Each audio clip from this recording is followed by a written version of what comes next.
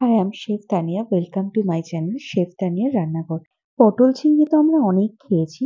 একবার এইভাবে পটলটা বানিয়ে দেখুন, আপনাদেরও নিশ্চয়ই ভীষণ ভালো লাগবে। আজকে বানাবো চিংড়ি মাছ আর নারকোল বাটা দিয়ে পটল। তো এখানে আমি পটলগুলো নিয়ে নিয়েছি। নিয়ে আমি মাঝখান থেকে পটলগুলোকে পিস করে নেব। এরপর পটলগুলোকে নুন হলুদ মাখিয়ে নেব।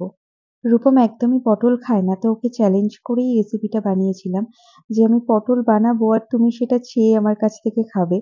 তো যথারীতি রূপমের ভীষণ ভালো লেগেছে রেসিপিটা। তো এখানে আমি নারকোলটা মিক্সিং জারের মধ্যে নিয়ে নিয়েছি। নিয়ে আমি নারকোলটা বেটে নিলাম। এরপর আমি মিক্সিং জারের মধ্যে টমেটো, আদা আর রসুন দিয়ে দেব। দিয়ে আমি সেটাকেও বেটে নেব। তো যেটা বলছিলাম আমি, আপনাদের বাড়িতেও যদি কেউ পটল না খায়, তো এভাবে অবশ্যই বানিয়ে দেখতে পারেন।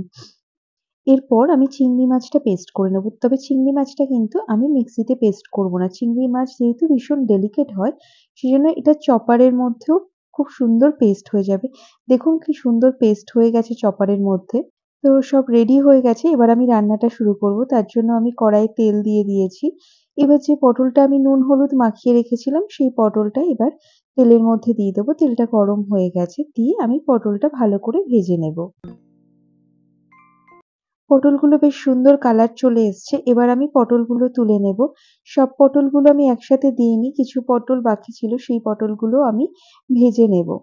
তো সব পটলগুলো ভাজা হয়ে গেছে। এবার যে তেলটা ছিল, সেই তেলের মধ্যেই আমি চপড করে রাখা পেঁয়াজটা দিয়ে দেব। এবার পেঁয়াজটাকে আমি ভালো করে ভেজে নেব।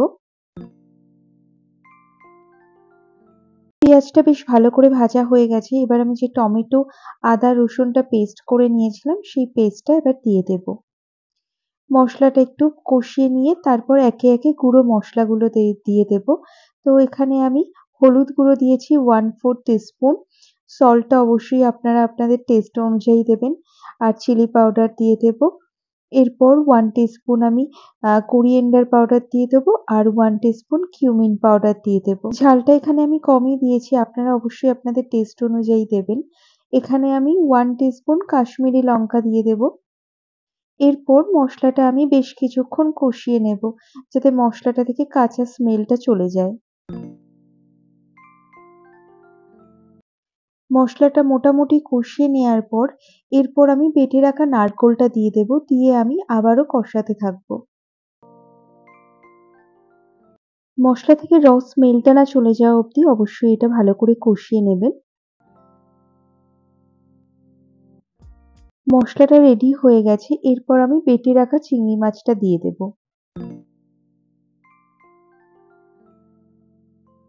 চিংড়ি মাছটা দিয়ে দেওয়ার পর 1 মিনিট মতন আমি চিংড়ি মাছটা রান্না করে নেব।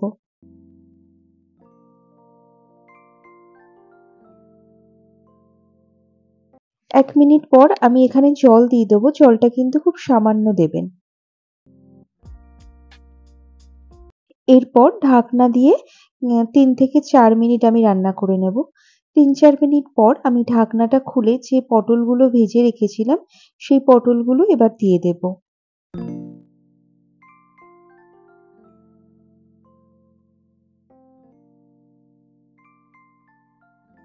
পটলগুলো দিয়ে আবারও ঢাকনাটা দিয়ে দেব। দিয়ে আমি ৫ মিনিট মতন লো হিটে রান্না করে নেব। ৫ মিনিট পর ঢাকনাটা খুলে একটু গরম মসলা আর একটু ঘি দিয়ে দেব। এরপর ভালো করে মিক্স করে নেব। নিয়ে গরম গরম সার্ভ করব আমি।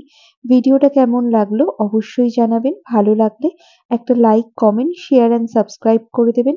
আজকের মতো তাহলে জানাই টাটা।